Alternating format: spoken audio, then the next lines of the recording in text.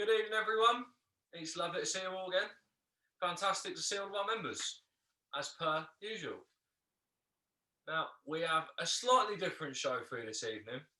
This one is a little bit more walking again, but not quite long distance. It's around the countryside locally to us, which all of you can go and do, which is all about trying to get a good guided walk for everyone to go and do, which is not your average Sunday stroll around your local pantry park.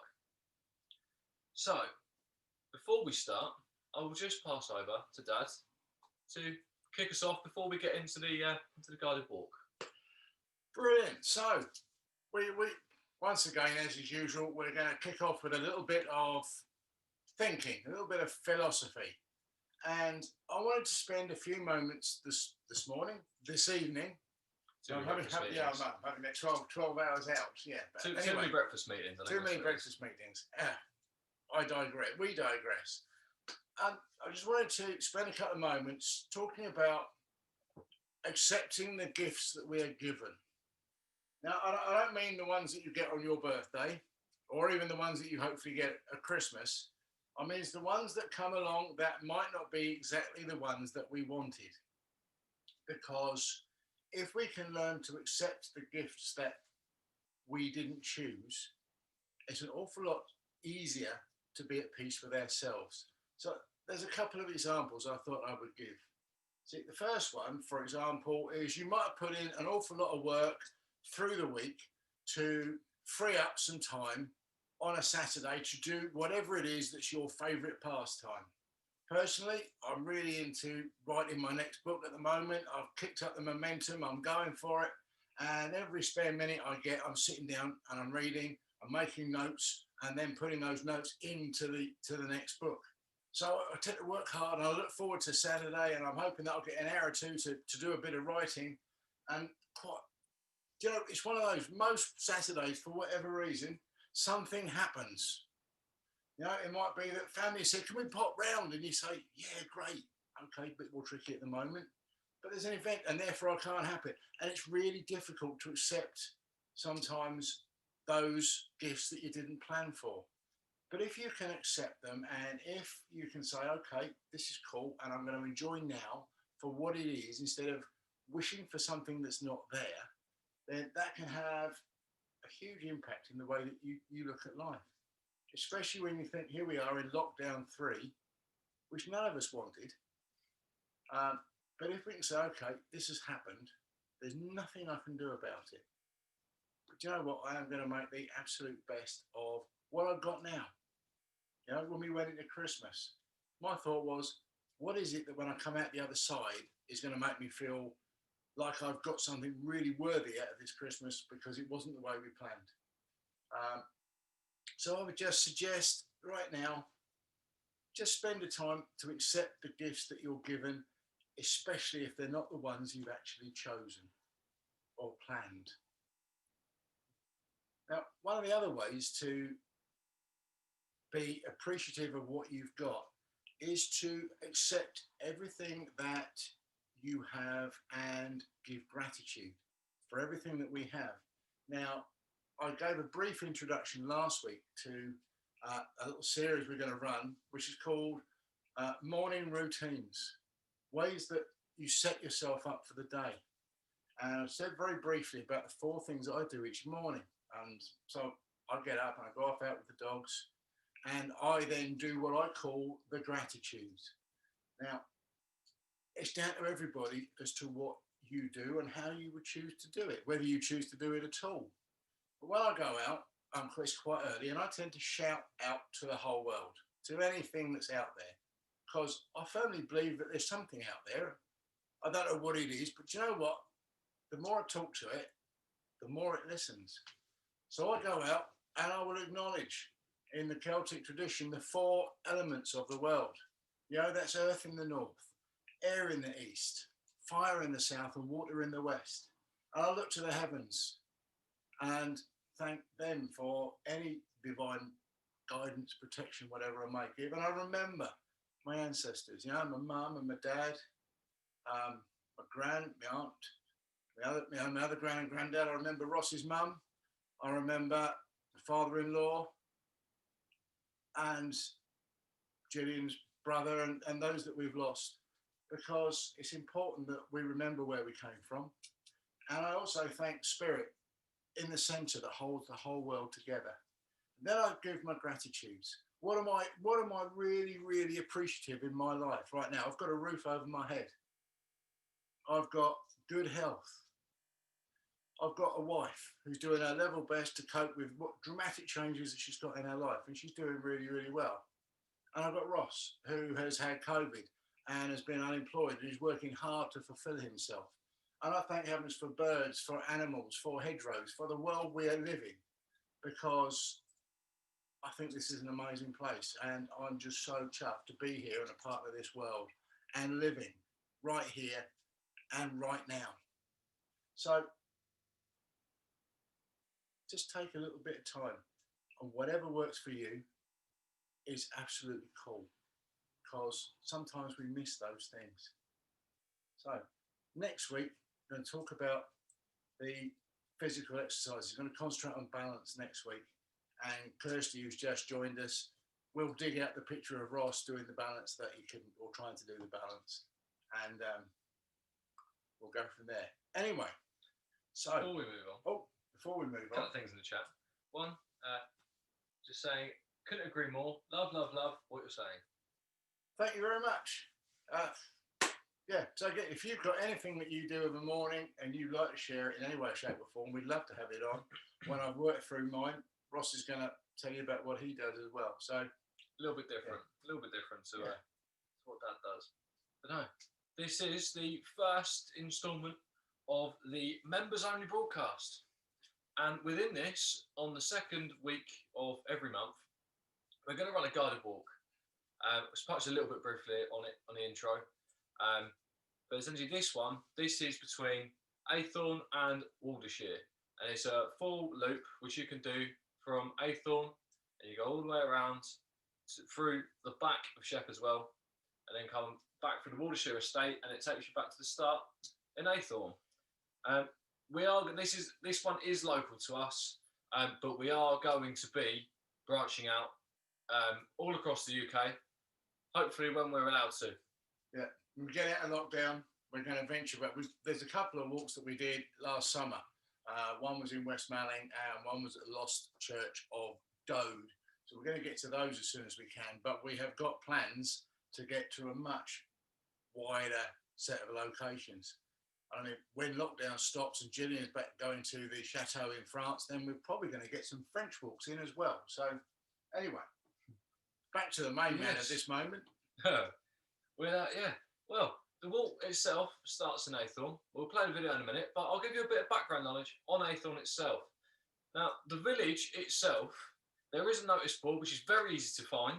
It's on the crossroads, on the main stretch through, if you're going through to Canterbury from Easterry side. But the actual village itself, it cannot be tracked to when it was first built, but it's been tracked to being built somewhere near AD 824. That building that has been tracked back to then, that was built, was St. Peter and St. Paul's Church. Now, I never really think about where's first built in a village or a town. You think about it, it normally is going to be the church, because people on a pilgrimage will, you think about Canterbury, the city, it's got a cathedral. People would travel to Canterbury to go to the cathedral. So people would then stay the night, and people are making money by people going to the cathedral. So it makes a lot of sense for the church to be the first building built. Now, this church in Eythorne is a little bit interesting because it has one of only 30 lead fonts in the country. Now, I was a little bit intrigued by that because, to me, a font is a kind of type of writing you use on a Microsoft Word document. So I had to ask that was a font in the church. And he told me it's the thing you put the water in to put over a baby. That's baptism. Yeah, that one. Baptism. And I didn't think about that, but there's 1 out of 30 in the country. And you think how many churches there are in the country, and Eythorne has one of those lead fonts. Doesn't say much for our education system though anymore, does it? And in 1906, Tilmanston Colliery was built and was up and running. Now, because of that, people that were working in Tilmanston needed to have somewhere to stay. So the village was then expanded to cater for those people living there. Now, I won't tell you much more. We'll play the video.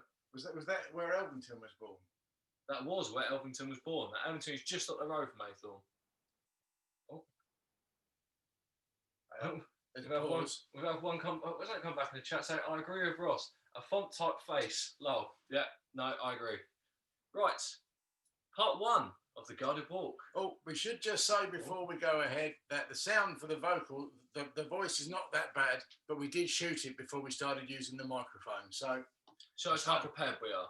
It's one of the last totally organic digital recordings we did do thing. Now, it will be this one. Oh, there we go. Hi, Simon here. Simple Life Circle walk around Eythorne, Shepherdwell and Waldershire. We're going to take you on our route. We start at the roundabout in Eythorne and walk down Flatscourt Lane. So we're going to find out what Flatscourt Lane means and we'll tell you in the show. Follow the path right to the very end. Thank you. Oh, hello. Once you come down Flatscourt Lane, you come to a bit of a junction. You've got 1, 2, 3, 4 paths to go down. What you want to do, you want to take the left turn on Grimsdale Barn.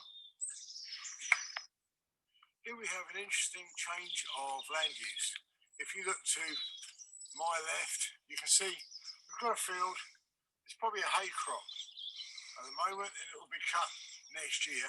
But if we look to my right, this is quite clearly left as meadow year round.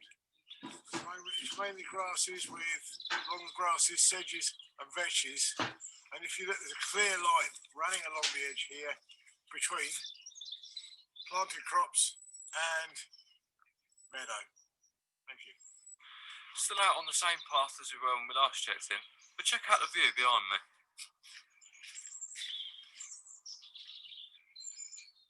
So, when you reach the road, just go straight across, you'll see the gate in front of you, and head directly across the field towards Shepherdwell. Thank you. Once you come across the road, you come up the hill, there's a little sign that just says, please keep your dogs on the lead because the animal's grazing. So, be nice, be courteous, and please do it yourself. So, we're at the back of Shepherdwell.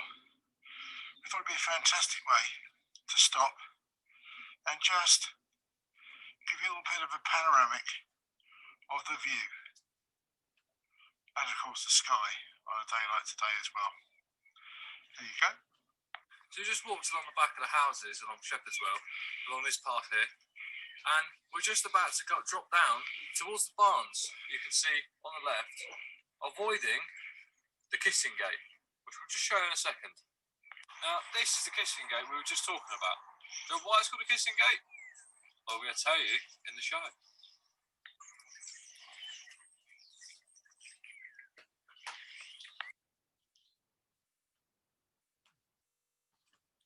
So, anybody know what a kissing gate is officially? I'm going to give you a moment to get your typing fingers going. And then we're going to assume that you don't know. You see? I've had nothing. No? Right. Here we go. I'm going to spill the beans. The official definition. Oh, one come in. What I do with you. Is that my wife? That is your wife. My wife. Now, that's all very well. My wife wasn't sure about this kissing gate thing when we first met, but it's not actually the official definition. The official definition is a gate that people can get through, but cattle can't. Not quite sure why or how the titles actually got to that, but we'll have to see if we can find out. But nowadays, it tends to be a gate that one person goes through, and then you're supposed to kiss the next person who's coming through after you.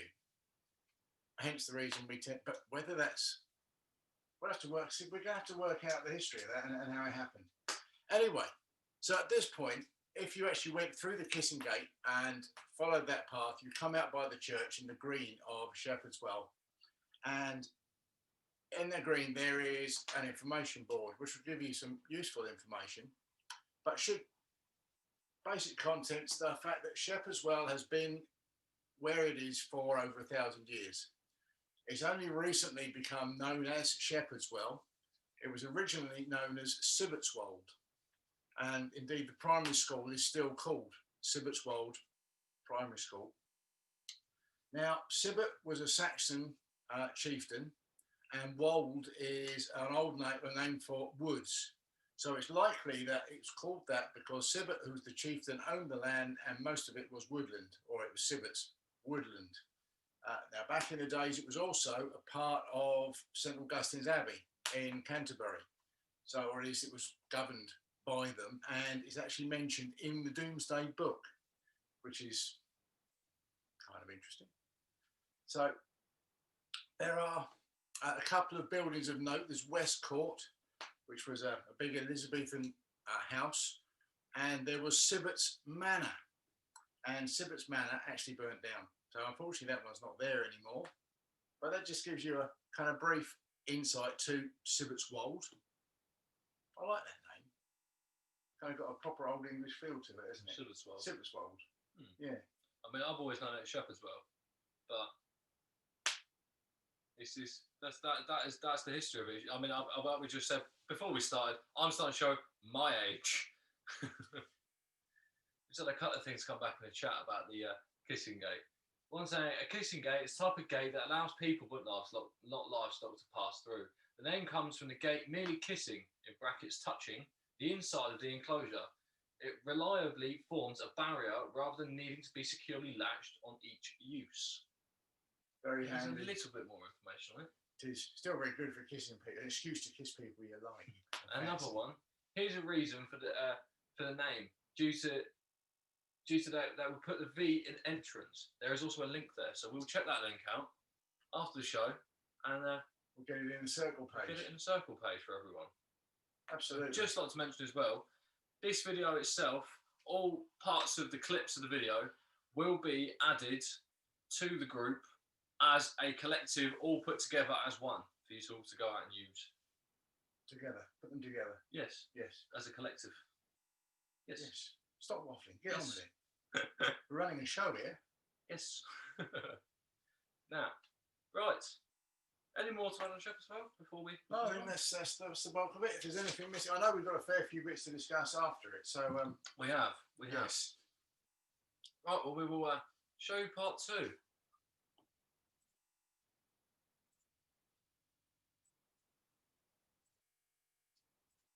Okay, so we're on the footpath from Shepherd's Well to Aldershire.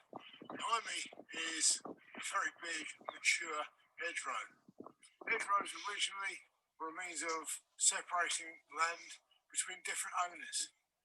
That changed when we had the agricultural revolution in the 18th century. Nowadays, they're very, very valuable tracts of land for wildlife. Otherwise, we've got these big fields either side of us, which are kind of like a desert for so many of our wildlife. We've got nowhere to live, they've got no food. So they actually provide almost traffic ways across our countryside. And it's really important that we try and hang on to them, because otherwise we're just going to end up with these large deserts, and that kind of typical hedgerow-bound English country landscape will be gone. And a lot of the wildlife will die out with it, which would be absolutely criminal.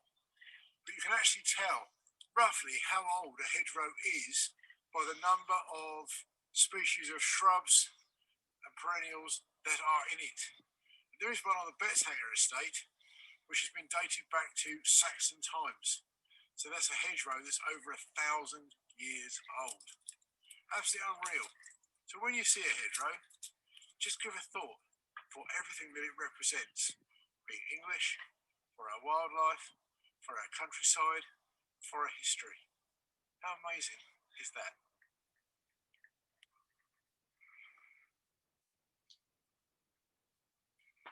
Now, along the walk, you'll see all these raised areas. Now, these raised areas were used for a railway to take the coal from Tilmerston Coal Mine, or Tilmerston Colliery, along to Shepherd's Well, where it would then be transported to wherever it needed to be. Now, the trains had to be put on level ground. So they would raise the ground so it was level, because trains don't really like hills. Thank you.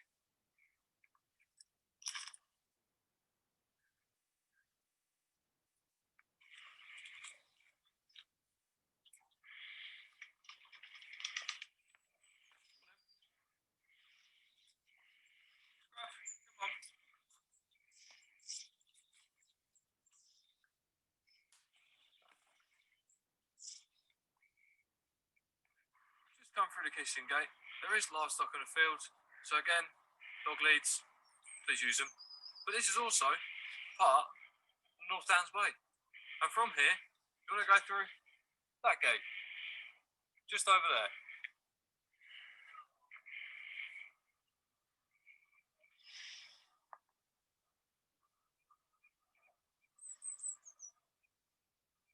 So, let's take her word for it, but on the top of that post is a big female buzzard. She just flew right across us, and it's typical with wildlife. We didn't have time to get our camera out before she was gone. But there you are, buzzards in the Kent countryside. Amazing. So, just coming on the walk, and we found this willow tree which has come down at some point during high winds. But the tree itself, the bark, is really, really solid, and it's rough, and in some places it's quite sharp. But you can see as well, we think this tree was probably hit by lightning at some point, because it's all burnt out on the inside, like someone's had a fire in it. And the root ball itself is really, really small for how big the tree actually is. And we don't actually know how it came down, but it's still brilliant to see something like this out in the wild. And we never knew this was here. We've just seen it on the walk. Cheers.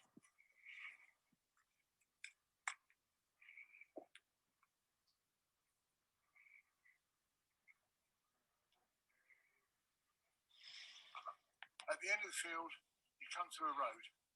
Turn right up to the crossroads.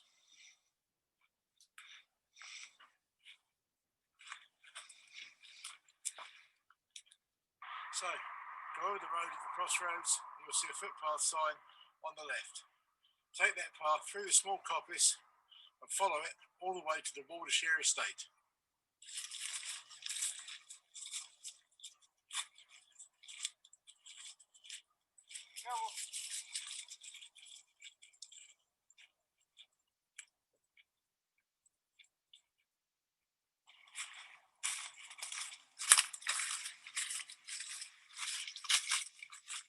Bruno, come on.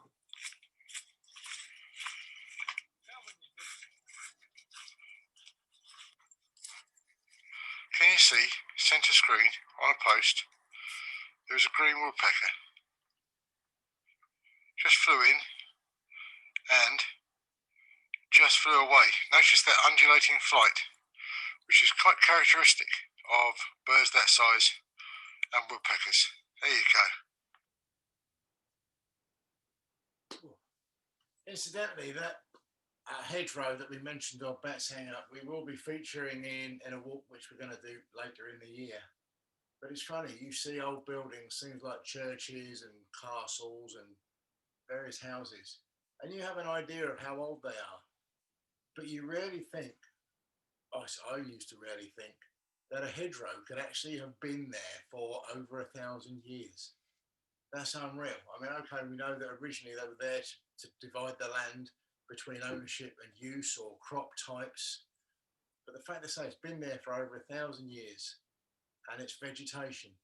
And it's so important that we keep hold of them, because as farm machinery's got bigger and bigger, there have been quite a few instances where farmers have hoped that no one was looking, because it's illegal to remove a hedgerow, and you find sections of hedgerows have gone so they can get through with their massive machinery. But for anyone who loves the outdoors and loves the life in the outdoors, hedgerows are absolutely vital means of transport, transfer and connection.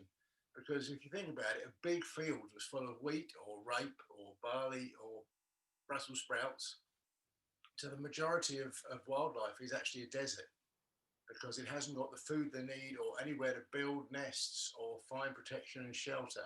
And those hedgerows are absolutely essential to our modern way of life, as well as when we see those sky shots at the beginning of dramas and things, they make our patchwork quilt countryside. Anyway, Ross, No, I just want to railways, say I on the, believe. well, just say on the hedgerows as well. Is where else, and you go for a walk, I mean, especially around where we live, there are hedgerows upon hedgerows on all the corners of the farm fields. But you never see a rabbit nest in the middle of a farmer's field or make rabbit holes in the middle of a farmer's field. They will always be in the hedgerows to the side. And all round near us, there's one area where you've got a bridge, and the bridge crosses almost two tiers of land. And there's a little stream that runs through there in the winter, and in the summer it dries out. And then everything starts to grow slowly, and you get to see kind of all of it come from being this kind of dark, dingy, wintry feel. And then it drops into the summer, and then all of it kind of comes up as a meadow where it's had so much water get to the area, and it all kind of grows up and hides those rabbit holes. Now, what's not cool about that? Indeed. I mean, when we used to have the set aside, unfortunately, they changed the set aside laws 3 or 4 years ago now. But you used to get 2 to 3 meters on the edge of all fields, and they were subsidised by the government, and farmers that got them the pennies would have to keep those areas as a meadow until around about the beginning of June, and it was amazing. Every now and I remember one summer, for whatever reason, the farmer near us left his set aside for an extra month, and it grew to kind of like middle of chest height, stood up, and it was absolutely alive with insects, butterflies, hoverflies, and it was buzzing with yellow flowers, and it was one of those so amazing summer evenings to go and walk. So it is just one of those quintessentially, I don't know, maybe it's not quintessentially English, but it feels like it. So, right, railways, I believe, that's the plan. Yes, railways. Now, in Shepherdswell, they actually have the old East Kent Railway. Now, we are quite lucky because, fire's kicking out a bit of a stinker, but we are very lucky because we have one of my cousins on last week to talk about cycling, and this week we've got his brother who volunteers at East Kent Railway. So he has kindly given us a lot more in-depth information about East Kent Railway, and he actually took the time to write us a whole essay on it. Now, this essay itself, we can post into the group if anyone would like to read a little bit more about it. We've taken the main points, haven't we? We've taken the main points, but if we were to read you the entire thing, you would sit there and listen to us talk for 10 minutes probably. Well, same as normal then, just be reading rather than speaking. Yeah. But this is just the key points, and if you want to read a little bit more about the railway itself, we're more than happy to post the document into the group for everyone to have a quick read. But the East Kent Railway itself was built in 1911, and it was mostly complete in 1917. So they spent 6 years building it. Now, that is, you think in this day and age how quick we can build a railway, how quickly the manpower we can pump behind it, the machinery we've got in this day and age. You think 100 years ago, it didn't quite have that. 6 years to build a railway. How long was it? How long was it? Yeah. Not entirely sure. Is it the whole stretch from Dover? Because didn't it originally kind of go, we had a loop that went from kind of Canterbury down to Shepherdswell, and then went kind of on a magical mystery tour of Kent, bringing in kind of Wingham and Eastry and Sholden. It wasn't just Eastry, it was Eastry up and Eastry down.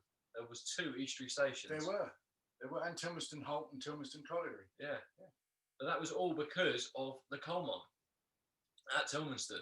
Because back then they had so many different points to distribute or collect items from that the railway was never really much of a straight line. It kind of, I don't know why I've got a pen in my hand still. Went for a bit of a straight line, and it kind of went in a bit of a weird oval and went around to all these different extravagant places. But next point. Now, Colonel Stevens, he was a gentleman who built a lot of railways, but he often built them very, very cheaply. Now, a lot of the grounds that the railways built on, they were predominantly flat round here. But whenever there were big hills, because they wanted to get the railway built as quick as possible, because even then 6 years was quick to build a railway. Not in this day and age, but back then that was quick to build a railway. He actually built the railway so they went up and down hills. Now they tried to keep majority of it flat and keep it above ground in certain areas, like you saw in the video, to keep the railway away from all of the marshy areas and where all the water would sit in the fields. But actually, what they did to save time, to get the railway built quicker and effectively, is they didn't go round; they went straight over the top of them. Now, can you imagine? It's hard enough trying to hill start a van or a car. Try and imagine you've got to build up the momentum with a full loaded set of carriages filled with coal, and you then got to get up a hill and drop down and do it safely. That's a bit of a challenge, I think. Definitely. But, right, next point. If I can find where I was. Sorry, I found where I was. Biggest evidence. The altitude's not working, is it? It's really not working at all. Biggest evidence. Speak English. Biggest evidence.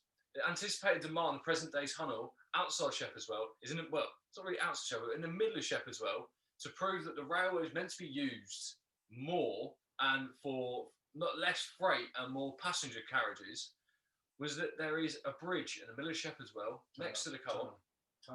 Tunnel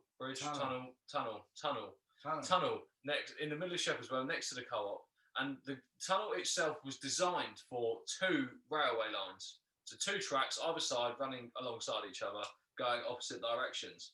But because the passenger side of it never really picked up, they only used to run 2 or 3 trains a day. They only ever built the 1 track. Do you remember what it was called?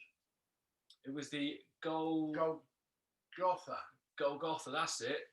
And the dry throat. It was. They'd imagined that the mines were going to take off way more beneficially than they did.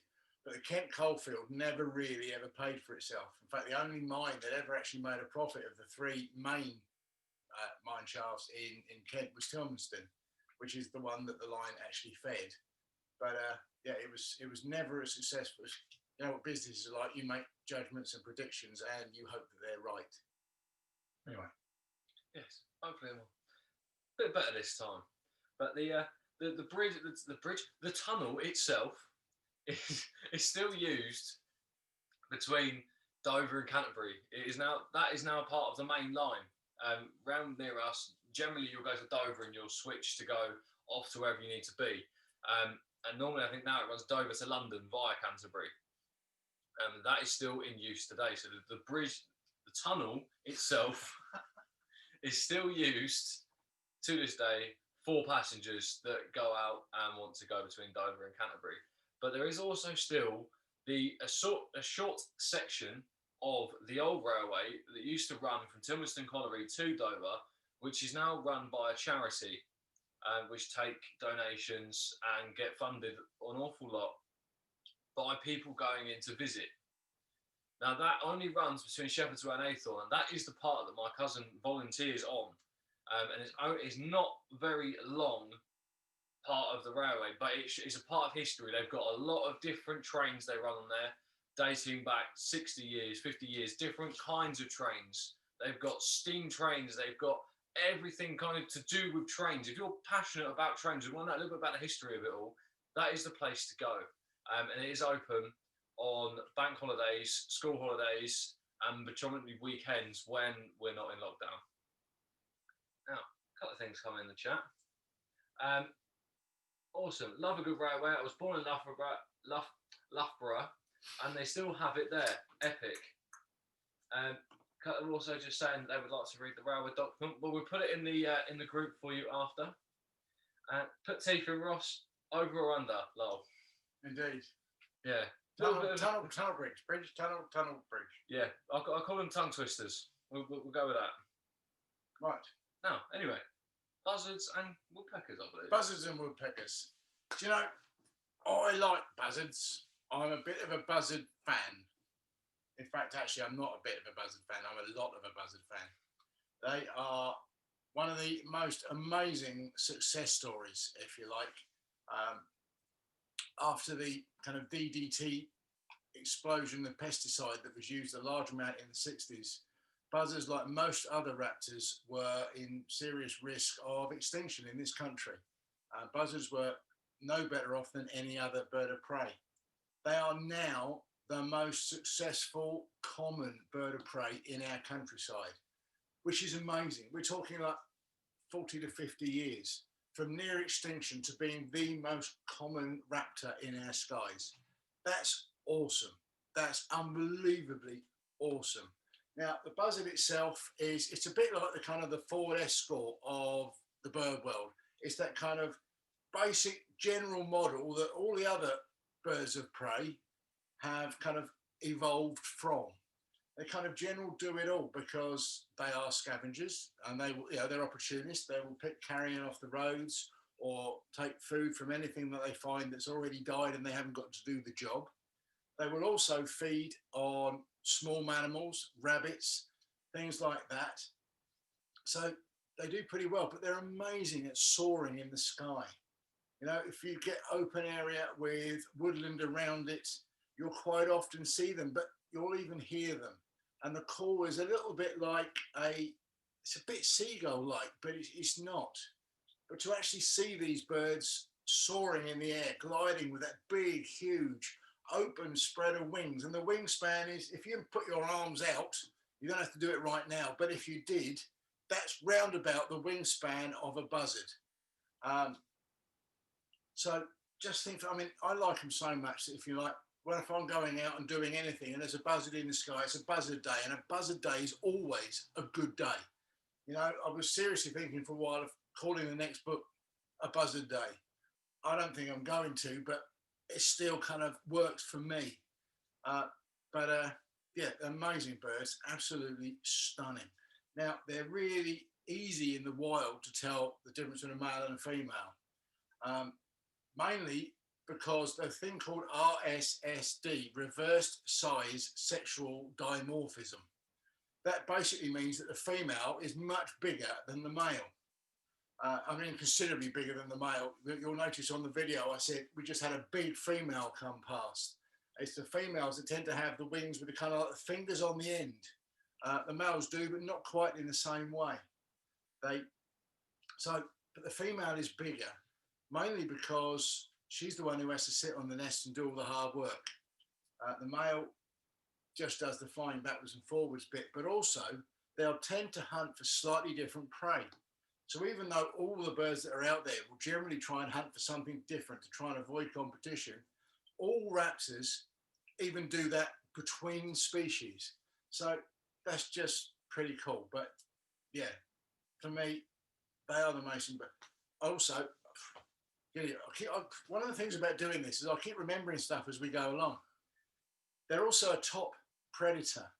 And the fact that they are in our skies and they're doing okay means that it's a good indicator that we're actually not doing too badly on the ground.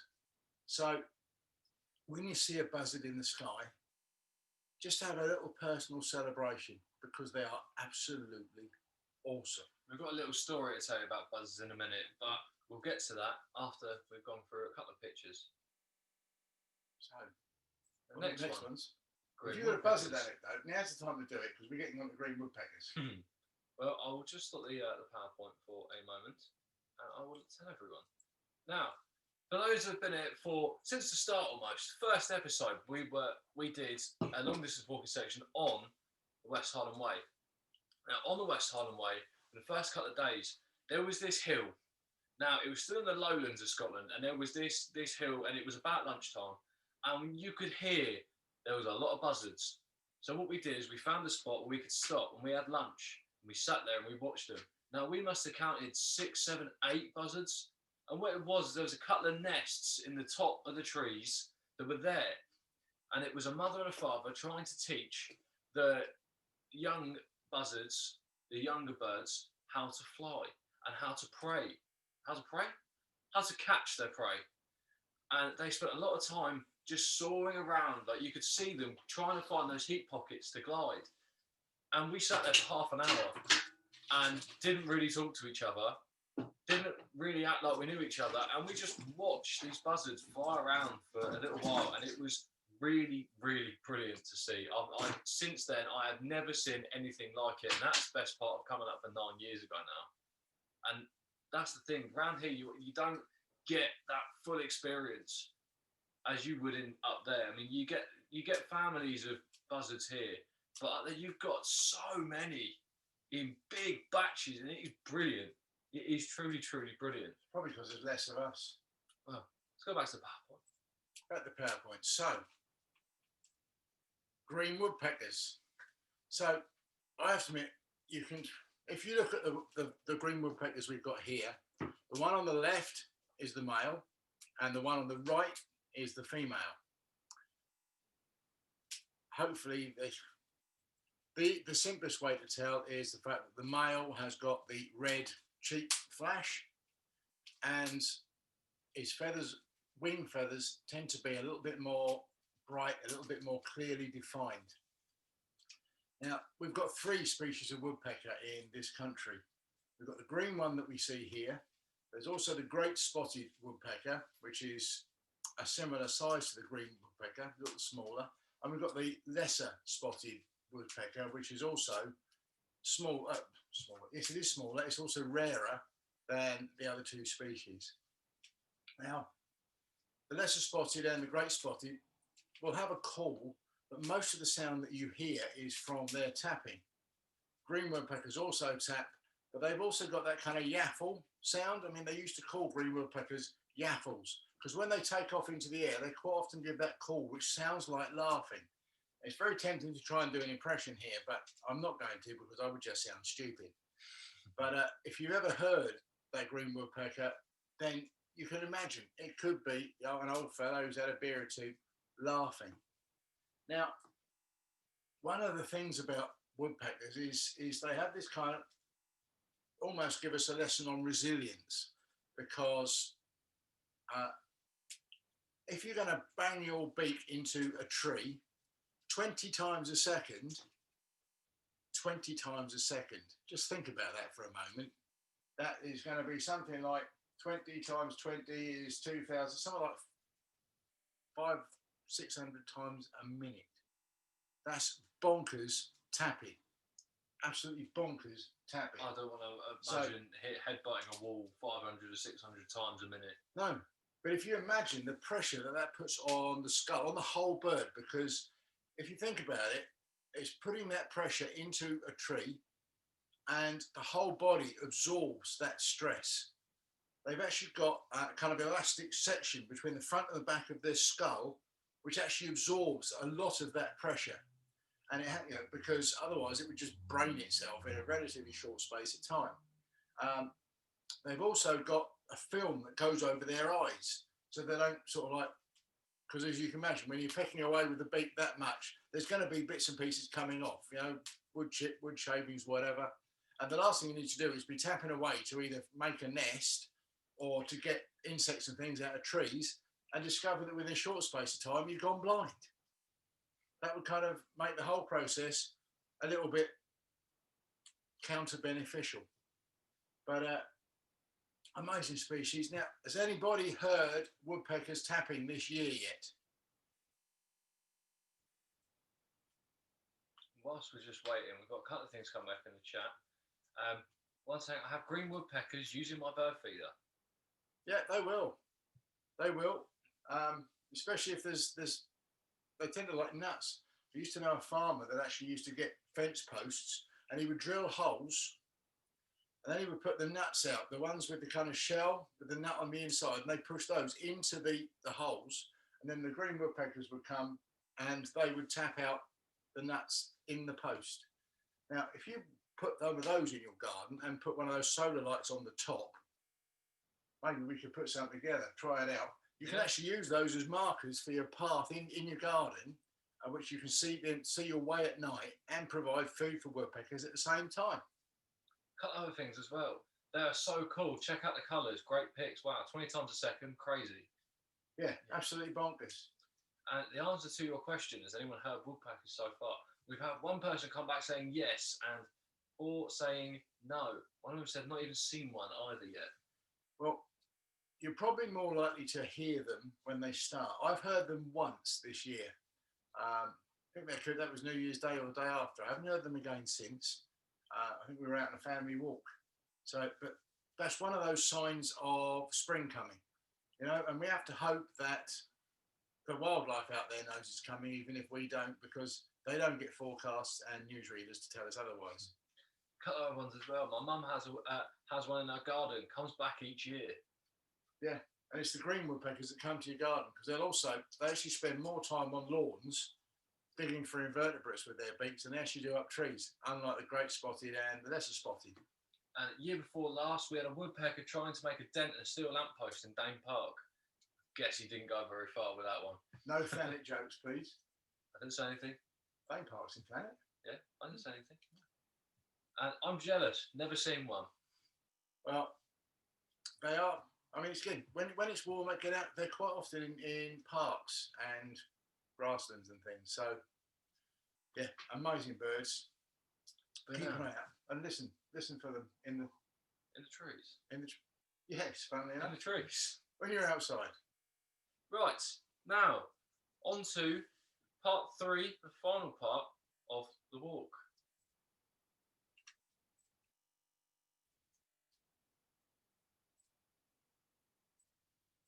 On me, you can see the Manor House. Now, the Manor House is still owned by the Earl of Guildford. It was actually bought by the first Earl of Guildford in the 18th century. Now, the house itself actually burst out in flames during 1913. It was then refurbished and turned into flats and is now owned by multiple people.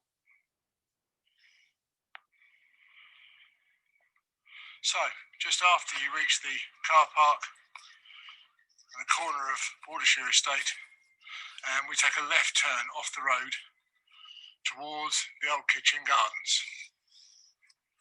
50 yards later, take another left turn and we're going to head back towards Eythorne.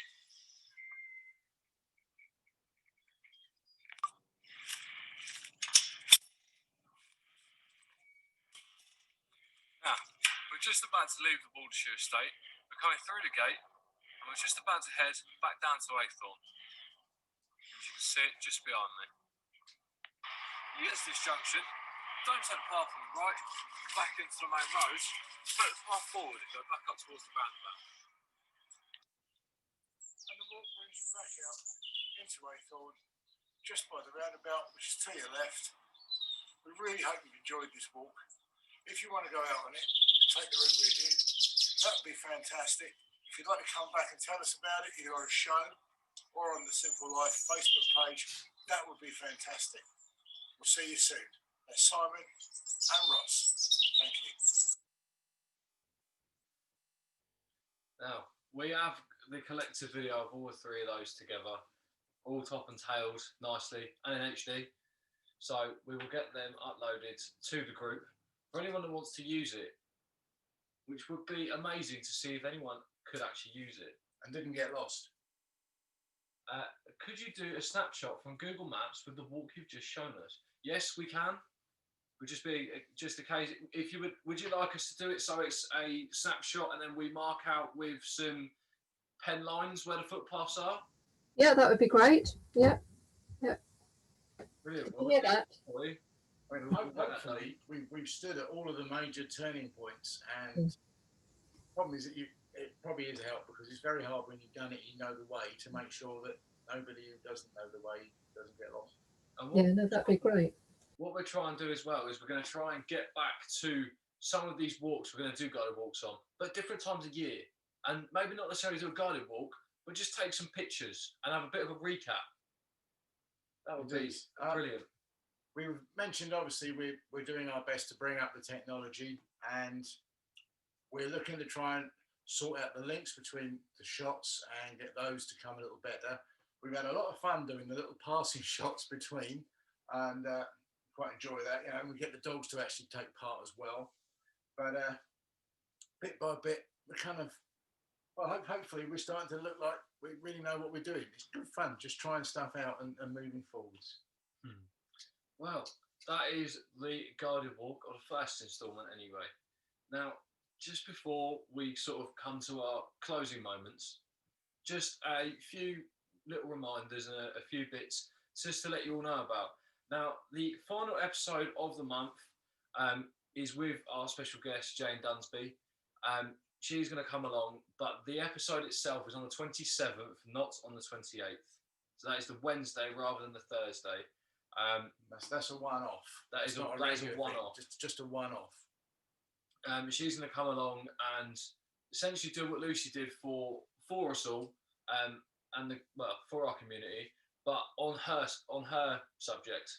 So she'll be talking about mindfulness and forest therapies and just using the countryside as a resource for our own well-being.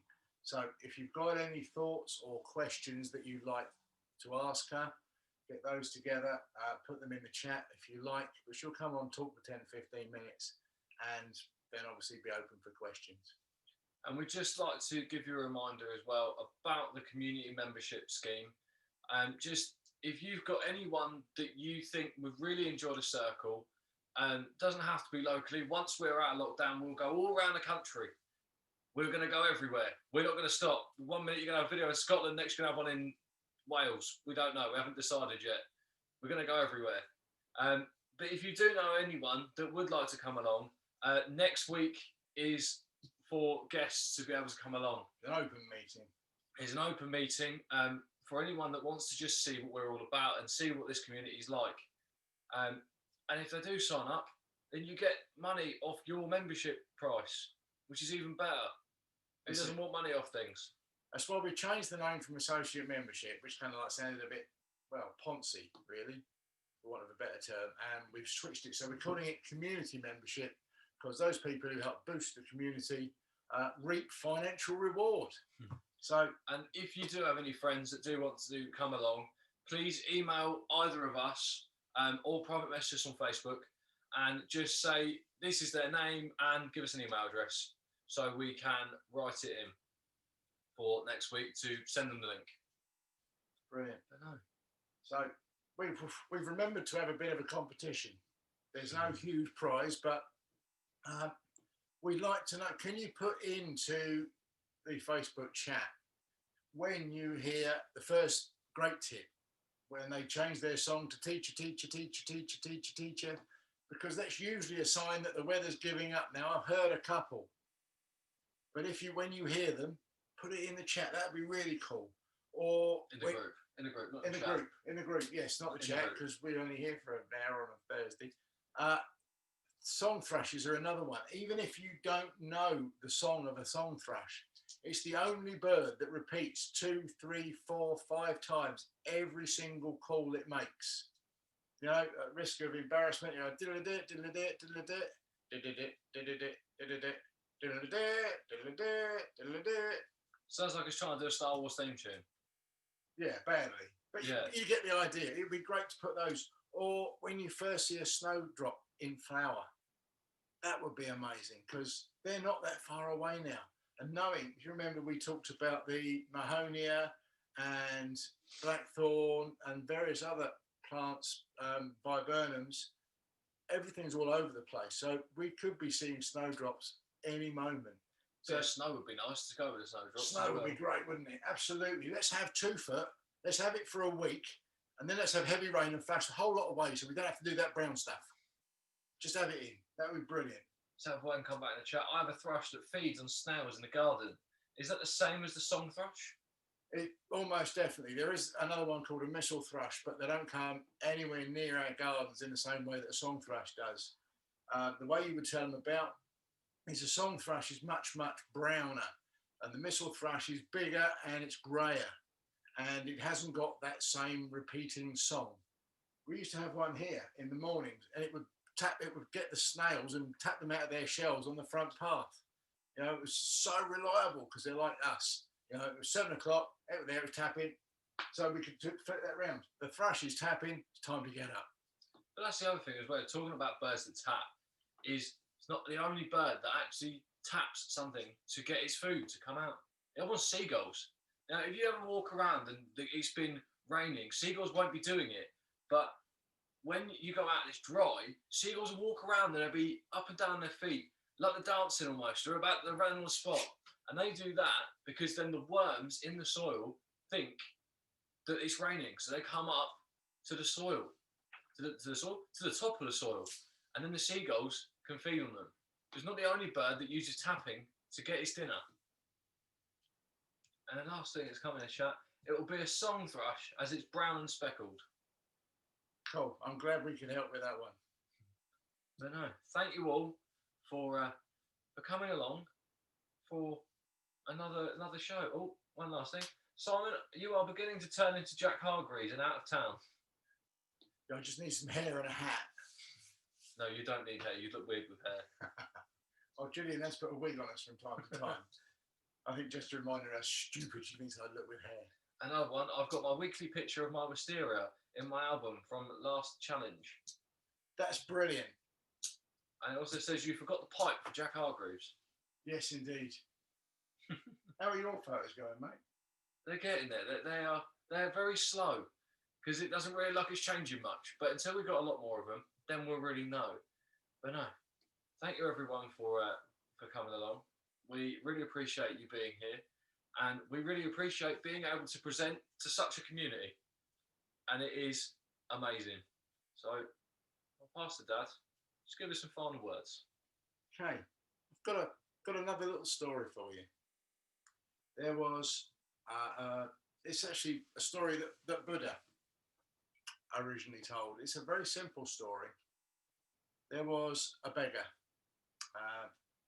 and a man who had lost his house, he lost his job, he lost his family, he had a little food to eat, and he spent the majority of his time grumbling and being very unhappy. And he had a lot of negative thoughts and a lot of negative emotions, and people didn't stay anywhere near him because he was just draining. He used to spend the night asleep on a dung heap. And as you can imagine, after a while, with a very little to eat and very, very unhappy, he died. And obviously when he died, they removed the body, and funny enough, when they cleared the dung heap, there was absolutely a massive diamond underneath it. So underneath him, every time he slept, he was actually one of the richest men on this planet. The moral? There is a hidden depth to all of us. We just need to look for it and trust it. Thank you very much. See you next week. Cheers, everyone. I look forward to seeing you all next week with our guests.